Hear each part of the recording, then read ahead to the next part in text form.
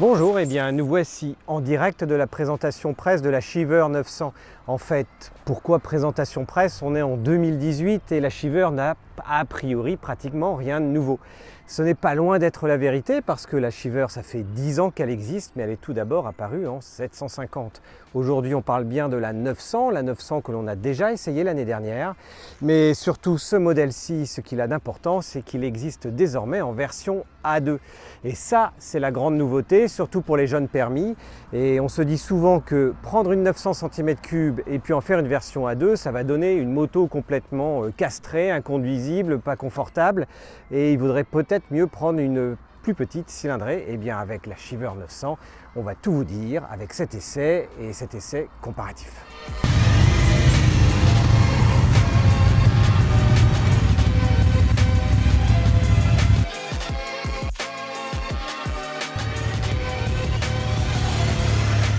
À mon sens, l'Aprilia Chiver 900 est un modèle méconnu chez Aprilia et en fait, globalement, les modèles Aprilia sont plutôt méconnus. Un réseau de distribution un petit peu moins fort que les Japonais explique cela. Et pourtant, quand on regarde cette machine, eh bien, il y a de la finition partout. Il y a même des petits détails rigolos comme ces fausses prises d'air à l'avant. Les 54 titres mondiaux d'Aprilia ou tout simplement cette petite finition qui fait qu'on a ici une culasse en rouge et puis un cadre rouge sur toute la partie noire avec une mise en avant dorée du freinage à l'avant et puis bien sûr de toute la cylindrée à l'arrière avec ces deux magnifiques pots. Forcément, la Chiver 900, c'est un bicylindre. Cette sortie d'échappement à l'arrière qui est pas très loin de la Dorsoduro, existant également en 900 cm3 et qui en fait réellement une moto très sympathique esthétiquement, sans oublier ce petit sabot moteur en bas. Maintenant, qu'est-ce qui fait la différence entre la 900 et puis la version A2? Ben forcément, en modèle A2, on est à 47 chevaux. On retrouve une facilité de conduite identique en fait sur les deux modèles, mais avec une progressivité bien plus importante avec le modèle A2. Et ce qu'il faut vraiment dire, c'est que le modèle A2, eh ben, si on ne vous dit pas que c'est un A2, ok, ça ne monte pas super fort dans les tours, mais ça a quand même du caractère, le bicylindre est bien là, c'est un 900 cm3, donc il y a vraiment du couple, et un couple qui s'obtient très bas, et avec une plage de régime assez impressionnante, parce que si la zone rouge est malgré tout à 8000 tours, et bien en fait cette 900, et bien dès les 2000 tours, donc c'est vraiment très bas, tout en bas, et bien elle reprend tranquillement, sans trop renacler. Et il faut imaginer que cette moto est capable de rouler à 50 km/h en ville sur le dernier rapport et sans trop broncher malgré le gros bicylindre. Donc ça donne une idée vraiment de la souplesse de ce moteur qui est très onctueux et encore plus onctueux en version A2. Maintenant, quand on enlève ce bridage A2 qui se fait pour un prix vraiment minime chez un concessionnaire, plutôt aux environs de 90 €, sans compter les frais de changement de carte grise, donc c'est vraiment rien.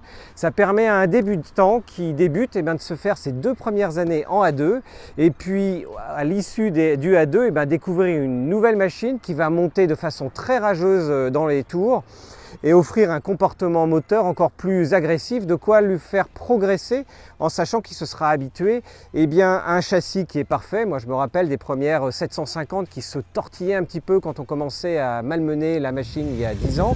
Ici rien de tout cela. Le freinage est presque par contre trop important, il y a un excellent feeling mais ça mord tout de suite. Donc sur le mouillé il faut faire attention, heureusement il y a de l'ABS, heureusement il y a du contrôle de traction et ce qui en fait une machine à nouveau grâce à toute l'électronique idéale pour un débutant et encore une fois pour un prix presque modique puisque là on parle d'une 900 cm3 pour un tout petit peu plus de 8000 €, ce qui reste relativement raisonnable dans ce type de machine. Comme toutes les nouvelles machines, la Chiver 900 dispose d'un écran entièrement digital avec plusieurs modes. On est capable bien sûr de choisir entre le trip partiel, la conso instantanée, les doubles, le mode ride by wire, donc il y a un mode sport. Il y a également les différents niveaux de contrôle de traction.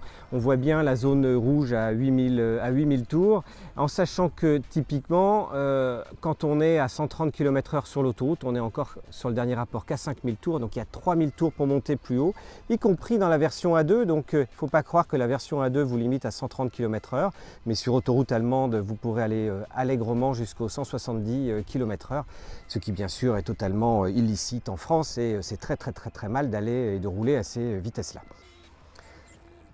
On trouve un petit moyen réservoir de 15 litres sur la Shiver 900.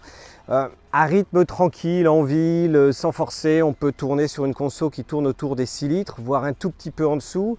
Mais aujourd'hui, on a vraiment bien roulé sur toutes les petites routes d'Anjou et là, on est réellement sur les bords de Loire. Là, la conso instantanée s'est portée à plus de 8 litres et on a fait le contrôle en faisant le plein avec justement le contrôle de la conso, et le conso, il n'y a pas à dire, c'était à tourner un peu plus à 8 litres, 8 litres 1 au 100 km. Donc elle suce pas mal cette petite Shiver 900.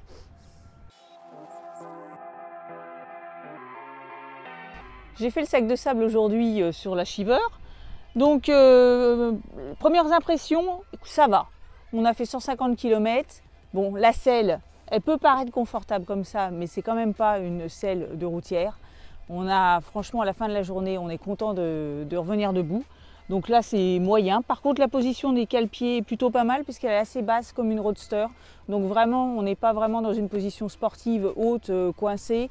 On est assis tranquille derrière sans aucun souci. Il y a des bonnes poignées qui sont rassurantes pour la passagère. Par contre, je les trouve esthétiquement jolies, mais elles sont un peu trop anguleuses et du coup, elles font mal à la main si jamais le pilote est un petit peu agressif dans ses virages. Sinon, allez, on va mettre une note 8 sur 10.